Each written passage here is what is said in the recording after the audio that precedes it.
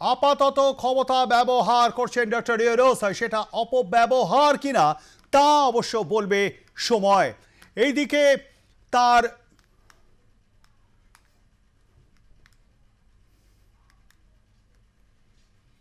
শপথ গ্রহণটাই অবৈধ নাকি ইতিমধ্যে রেড পিটিশন দায়ের করা হয়েছে। ওদিকে প্রাক্তন প্রধানমন্ত্রী শেখ হাসিনা পুত্র সজীব ওয়াজেদ জয়ের দাবি গত 9 মাসে সবচেয়ে দেশে দুর্নীতির বড় চাই হলেন মোহাম্মদ ইউনূস।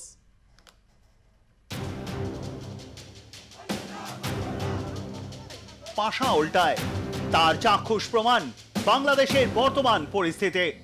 একটা সময় প্রধানমন্ত্রীর পদে যাকে দেখতে বা বলা ভালো যাকে বসাতে চেয়েছিল গোটা দেশ, আজ তাকেই পদ থেকে সরাতে চাইছে পদ্মাপাড়ের একাংশ। ঘরে বাইরে চাপের মুখে পড়ছেন প্রফেসর ইউনূস। যত দিন যাচ্ছে নির্বাচন নিয়ে চাপ বাড়ছে ততই। দ্রুত ভোটের দিনক্ষণ ঘোষণা নিয়ে পথে নামার হুঁশিয়ারি বিএনপির। চাপ বাড়াচ্ছেন সেনাপ্রধান ওয়াকারুজ্জামান। অন্যদিকে দেশের আর্থিক পরিস্থিতিও ভালো নয়। দিন দিন বাড়ছে খুন ধর্ষণের মতো ঘটনা। এমন পরিস্থিতিতে নাকি পদত্যাগের ইচ্ছা প্রকাশ করেছিলেন মোহাম্মদ ইউনূস, যদিও সেটাকে কৌশল বলে আগেই দাবি করেছিল নয়াদিল্লি। এবার সেই দাবিতেই পড়ল শিলমোহর। পদত্যাগ করছেন না ইউনূস। শনিবার ঢাকায় চলে 2 ঘন্টার রুদ্ধদ্বার বৈঠক। সেই বৈঠকে সভাপতিত্ব করেন মোহাম্মদ ইউনূস নিজেই।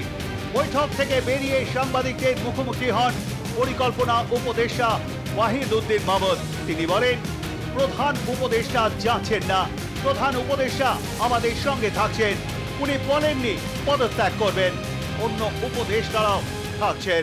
আমাদের যে কাজ করছি, আমাদের সামনে যে দায়িত্ব দেওয়া হয়েছে, সেই দায়িত্ব পালনে অনেক প্রতিবন্ধকতার সৃষ্টি হয়েছে, কিন্তু আমরা সকল প্রতিবন্ধকতা কাটিয়েই আমাদের অর্পিত দায়িত্ব, এটা তো একটা বড় দায়িত্ব, এর উপর নির্ভর করবে দেশের ভবিষ্যৎ, বহু বছরের ভবিষ্যৎ। এই দায়িত্ব ছেড়ে তো আমরা যেতে পারবো না, এবং এই দায়িত্ব পালনে যেসব প্রতিবন্ধকতাগুলো আসছে, সেই প্রতিবন্ধকতাগুলো আমরা আলোচনা করেছি। এ যেন মোড়ার ওপর খাঁড়ার ঘা। ইউনূসকে ঘিরে যখন এত জল্পনা কল্পনা, তখন ডক্টর ইউনূসের শপথ প্রক্রিয়া পুরোটাই অবৈধ ও ভুয়ো বলে দাবি করা হয়েছে।